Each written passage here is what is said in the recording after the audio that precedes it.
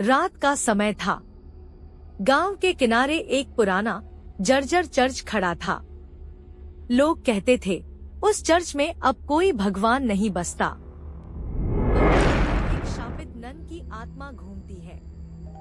गांव के बुजुर्ग बच्चों को चेतावनी देते, कभी भी उस चर्च की ओर मत जाना, खासकर आधी रात को। लेकिन एक युवक था, अजय। उसे इन बातों पर यकीन नहीं था। एक रात जिज्ञासा उसे उस चर्च तक खींच लाई। जैसे ही उसने दरवाजा खोला, लकड़ी की चिरचिराहट गूंज उठी। अंदर अंधेरा और ठंडी हवा ने उसका स्वागत किया। दीवारों पर पुराने चित्र टेढ़े मेढ़े लटक रहे थे और मोमबत्तियों के निशान ऐसे थे मानो उन्हें किसी ने अचानक बुझा दिया हो। अजय आगे बढ़ा, तभी पीछे से दरवाजा धड़ाम से बंद हो गया। उसने टॉर्च निकाली, पर उसकी रोशनी बार बार टिमटिमा रही थी।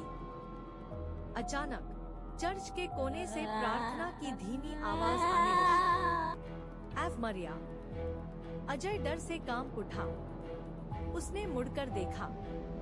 एक काले वस्त्रों में नन खड़ी थी। उसका चेहरा आधा छुपा हुआ था, लेकिन उसकी आंखें लाल और चमकती हुई। नन धीरे धीरे उसकी ओर बढ़ने लगी। उसके कदमों की आवाज गूंज रही थी, मानो हर दीवार अजय को कैद कर रही हो। अजय चिल्लाया, कौन हो तुम? नन फुसफुसाई, तुम्हें यहाँ नहीं आना चाहिए था। अब तुम इस चर्च का हिस्सा हो। अचानक सारी मोमबत्तियां अपने आप जल उठीं। दीवारों पर क्रॉस के निशान खून से बहने लगे। अजय भागकर बाहर निकलना चाहता था, लेकिन हर दरवाजा दीवार में बदल चुका था। वो चीखते हुए बोला, मुझे जाने दो। नन तेजी से उसके सामने आ खड़ी हुई। उसका चेहरा अब साफ दिख रहा था, झुर्रियों से भरा, खून से सना हुआ, और उसकी मुस्कान इतनी भयावह कि अजय की सांसें थम गईं।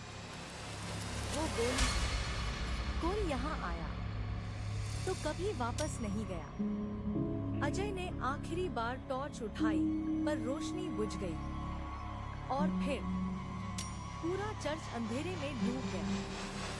सुबह लोग चर्च पहुंचे। दरवाजा खुला था, लेकिन अंदर सिर्फ टूटी हुई टॉर्च पड़ी थी। अजय का कोई निशान नहीं था, और दीवार पर लिखा था, नेक्स्ट विक्टिम।